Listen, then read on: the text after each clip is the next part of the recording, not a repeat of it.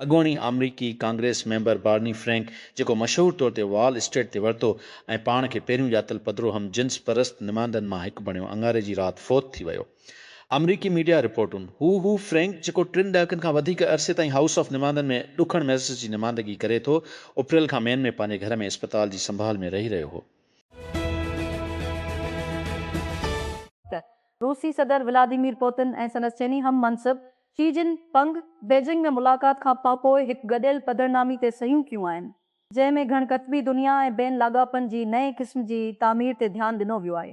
ॿिन्ही मुल्कनि उहो पिणु ऐलान कयो त उन्हनि मुस्तक़बिल में ॿतरफ़े खे मज़बूत करण लाइ हिकु वॾी पैकेज ते सहियूं कयूं आहिनि। इहा मुलाक़ात सिर्फ़ कुझु ॾींहं बाद ट्रंप पंहिंजे चीन जो दौरो मुकमिल कयो हो, शी सां 2 ॾींहनि जी सरबराही उजलास लाइ।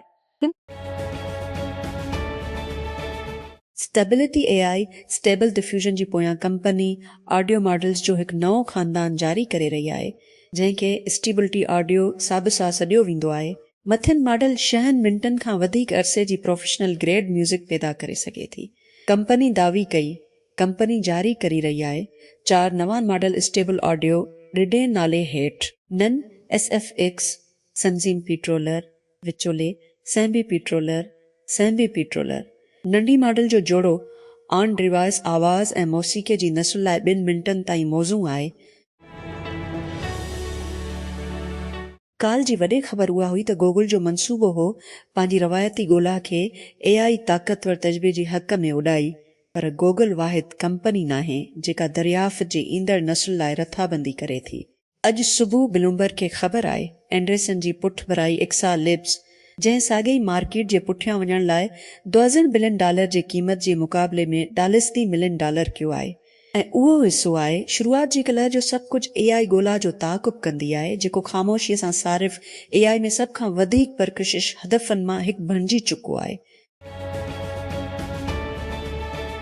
विफ़ाक़ी डायरेक्टोरेट ऑफ एजुकेशन इस्लामाबाद में पंहिंजी दायरी हेठि हलंदड़ तालीमी इदारनि में ईद अल अज़हा ऐं गर्मियुनि जी मोकलुनि जो ऐलान करे छॾियो आहे।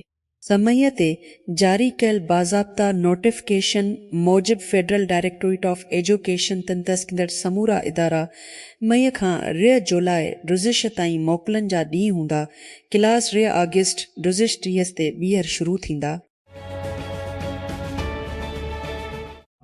साइंसदान कामयाबी सां दुनिया में पहिरियों भेरो मसनूई अंडा इस्तेमालु कंदे कुकड़ पैदा कयो आहे।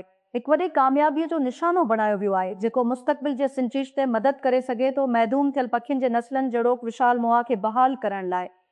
डोलमेंट जो ऐलान कोलोसल बायोशंस पारां कयो वियो, जंहिंमें चयो वियो आहे त ज़िंदा मर्गी हिकु कैप्सूल जी अंदरि पोखिया विया आहिनि, जेके हिकु मसनूई बेज़ी वांगुरु कमु करण लाइ ठाहिया विया आहिनि। कैप्सूल हिकु शीशे जी चोटीअ ते मुश्तमिल आहे।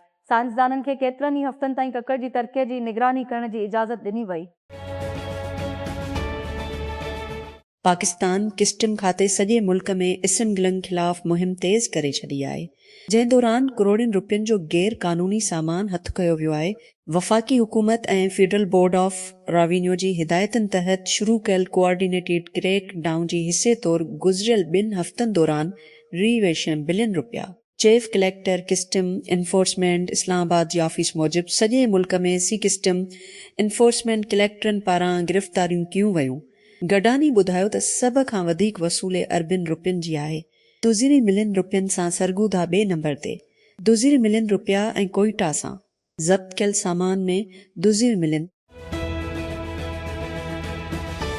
ॾुखण गज़ा में हिकु खीमा में नाजिया अबू लया न रुगो पंहिंजी मुड़ुस जो मातम करे थी, पर उन्हनि जे मके या हज जी ज़ियारत करण में नाकाबे पिणु मातम करे थो।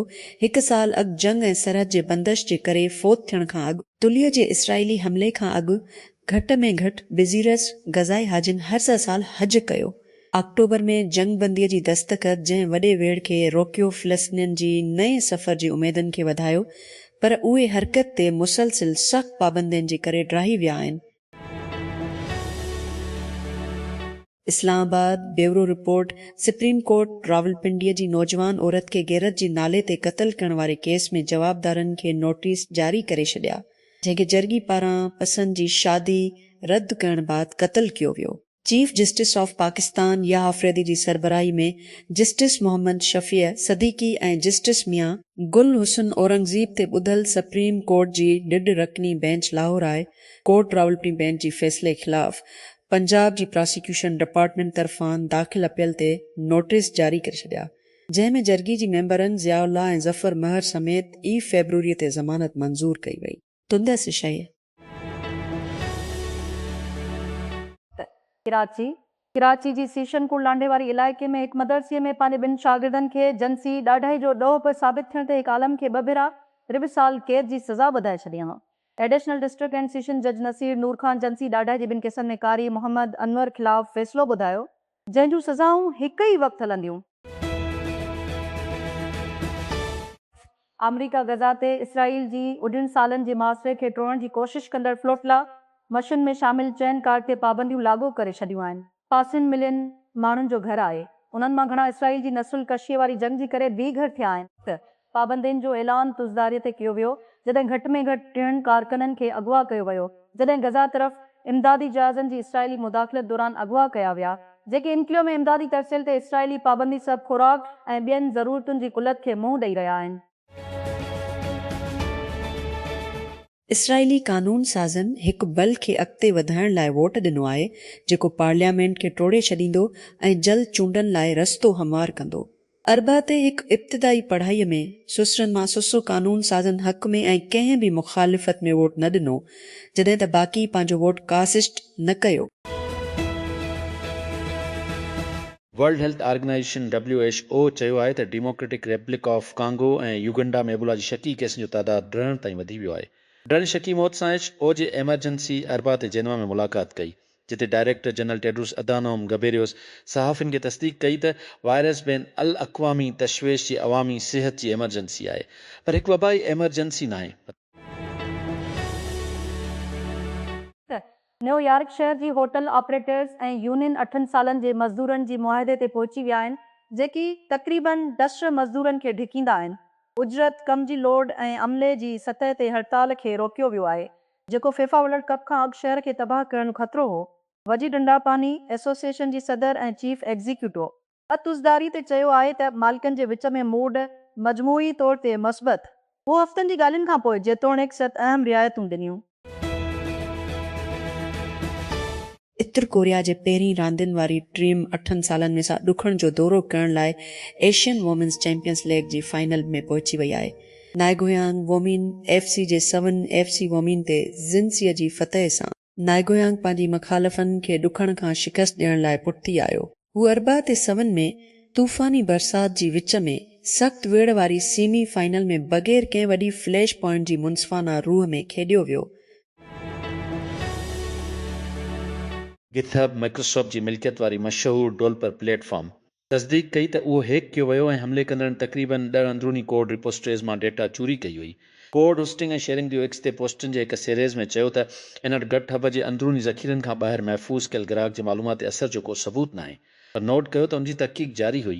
गिथहब चयो त उहो पासिस कयो वियो आहे ऐं हिकु मुलाज़िम डिवाइस जो हिकु समझौतो शामिल आहे जंहिं में ज़हर VS कोड एक्सचेंज शामिल आहे। विजुअल स्टूडियो कोड लाइ हिकु पलग उन जो हवालो ॾींदे हिकु मशहूर कोड एडिटर जेको डेवलपर प्रोग्रामिंग लाइ इस्तेमालु कंदा आहिनि। VC जी रसाई आलमी डेट टेकक्रंच कोरेज ऐं तव्हांजो शॉट हिकु हफ़्ते में ख़तमु थी वियो आहे। बातिलफील्ड एप्लीकेशनुनि 3 मई ते बंदि थींदियूं जेकॾहिं तव्हां ठाही रहिया आहियो। हक़ ब्रेक आउट शुरूआती या ॼाणो हिकिड़ो बानी केरु आई उहो ई वक़्तु आई कमु करणु। नानोको सिक्योरिटीअ ते ध्यानु ॾियण वारी ओपन क्लॉ मुतबादिल नानोक्लॉ जे पोयां कंपनी हिकु वायरल लॉन्च जे पुठियां हिकु over subscribe million seed round गॾु कयो आहे। उन जा बानी टेकक्रंच खे ॿुधायो फंडिंग वादी कैपिटल पार्टनर्स जी अॻुवाणी में कई वई। सस वेंचर्स ऐं फर्शतन जहिड़ो कलिम डेलिंगो हिगंग फेस जी CEO खां शिरकत कई। अरबा ॾींहुं क़ौमी असेंबली में Pakistan water and power development authority security force जी आईन ऐं ज़ाब्ते लाइ वापडा सिक्योरिटी फोर्स बिल नसीर जी उनवान सां बिल पेश कयो वियो। बिल आबी वसीलनि वारी वफ़ाक़ी वज़ीर मोहम्मद मोइन वटो पेश कयो।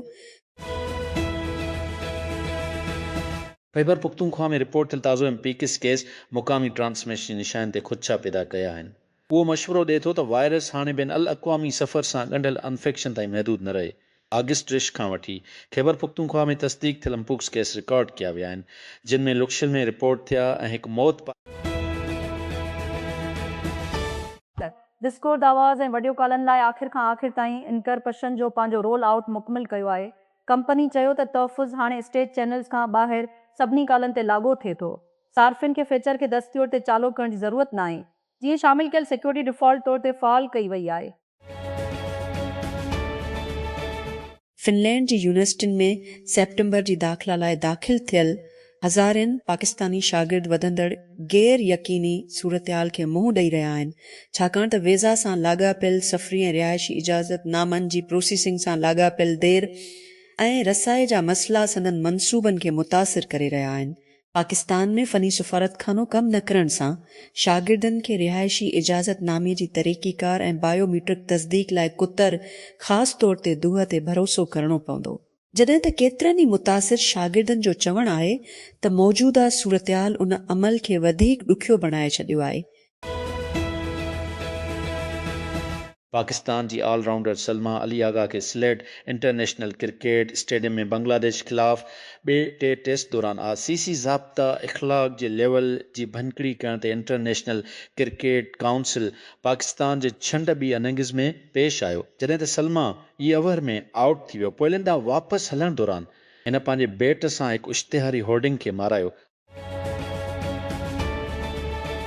फुटबॉल जी आलमी गोवर्निंग बॉडी फीफा टिनसीअ जी वर्ल्ड कप जी तोसीअ खे रिनसीअ खां इरिश टीमनि खे शामिल करण लाइ वाटर शेड लम्हे जी तौर ते तयारु कयो आहे।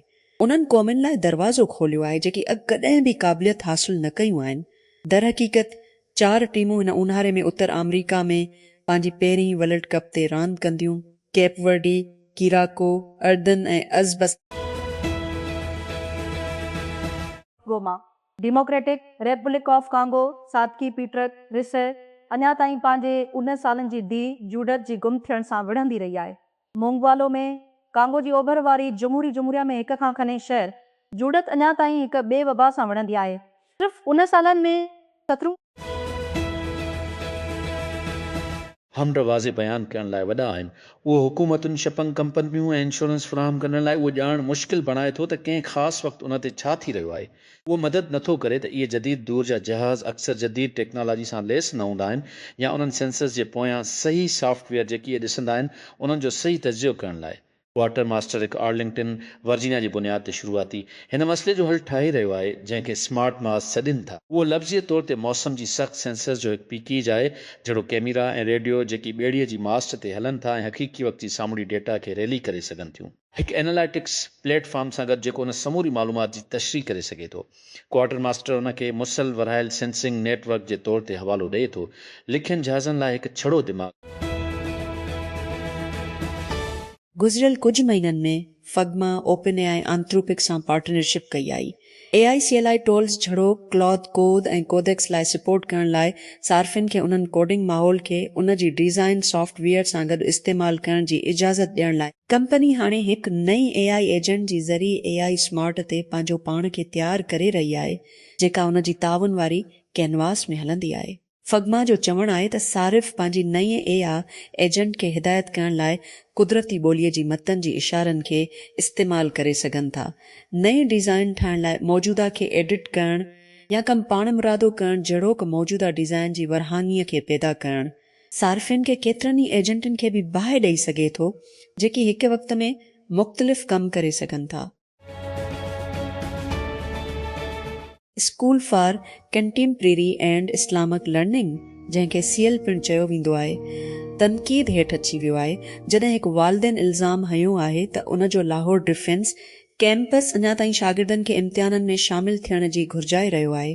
पंजाब हुकूमत पारां गर्मीअ जे मोकलनि जो ऐलान करण जी फ़ैसिले जी बावजूद जारी गर्मी जी लहर जे करे शिकायत जी मुताबिक़ सिल जी डिफेंस ब्रांच जी शागिर्दनि खे 2 मई ते इम्तिहान ॾियण लाइ चयो वियो आहे, जेतोणीकि गर्मी पद इंतिहाई बुलंद रही। सिंध हुकूमत कराची खां ॿाहिरि ट्रकनि, ट्रेलर ऐं हेवी लोडिंग गाॾियुनि लाइ जदीद टर्मिनल जी तामीर जी मंज़ूरी ॾेई छॾी आहे। उन सां गॾु कराची पोर्ट खे नार्दन बाईपास ते तजवीज़ गाॾियुनि जी ट्रैक जी मंज़ूरी ॾिनी वई आहे।